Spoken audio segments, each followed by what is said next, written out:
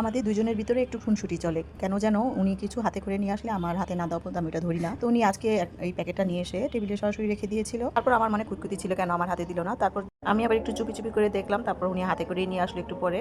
নাও তোমার gift. Gift কে দিল? হাজি সাহেব। আচ্ছা দেখি কি? আমি তো আগে থেকেই দেখে নিয়েছিলাম, তারপর হাজব্যান্ডের সামনে একটু অ্যাক্টিং করছিলাম। যাই হোক, তো তখন অবশ্য খুলে দেখিনি, একটু আর কি চুপি দিয়ে দেখেছিলাম। তো জানি তো সবাই হজে গেলে কি পাঠায়। এখানে আমার জন্য এই যে খেজুর, তারপর হচ্ছে আবে জমজমের পানি। তবে আমার আবে জমজমের পানিটা দেখলে বেশি খুশি লাগে। আর খেজুর, খেজুরও তো জানেনই অনেক ধরনের রোগী নিরাময় রয়েছে। আবে জমজম পানিকেও অনেক ধরনের রোগী নিরাময় হিসেবে কিন্তু ধরা হয়। তো এটা অনেক শ্রদ্ধা এবং ভক্তি নিয়েই এগুলো খেতে হয়। তো এই তো আমি একটা খেজুর সাথে সাথে মুখে দিয়ে দিলাম বিসমিল্লাহ বলে। তো খেজুরগুলো খুব বেশি ভালো ছিল এবং মিষ্টি মজাও ছিল। আর যে হজে গিয়েছিল সে হচ্ছে আমার হাজব্যান্ডের এক বন্ধু। তো সে আর কি বড় হজ করে এসেছে। তো এরকম হজের কথা শুনলেই যেন মনটা কেমন ব্যাকুল হয়ে যায়, মন চায় আমি কবে যাব, এরকম ধরনের প্রশ্ন উঠে। তো আল্লাহ সবাইকে যেন এরকম দান করেন তৌফিক, যে সবাই হজ করে আসে, যারা মুসলিম আমরা সকলে যাতে হজ করতে পারি, এরকম দোয়া সবার জন্য আমার পক্ষ থেকে রইল। আর সবাই কিন্তু আমাকেও অনেক বেশি দোয়া করবেন, আমিও যাতে বড় হজ করতে পারি।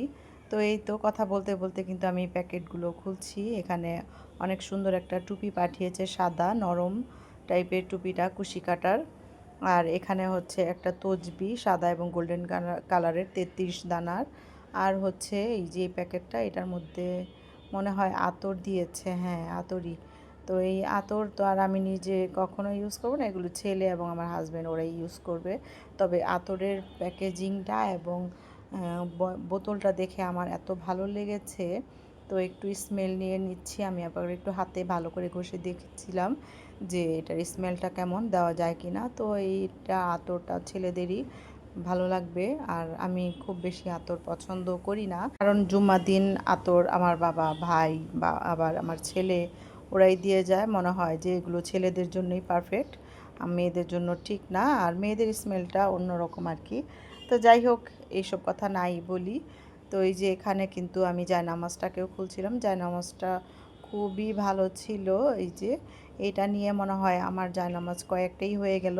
তবে আমি এক এক সময় এক একটা জায়নামাজ পেয়ে আমি মানে নিয়ত করে রেখেছি মেয়েকে, মেয়ের জামাইকে দিব এবং ছেলেকে, ছেলের বউর জন্য।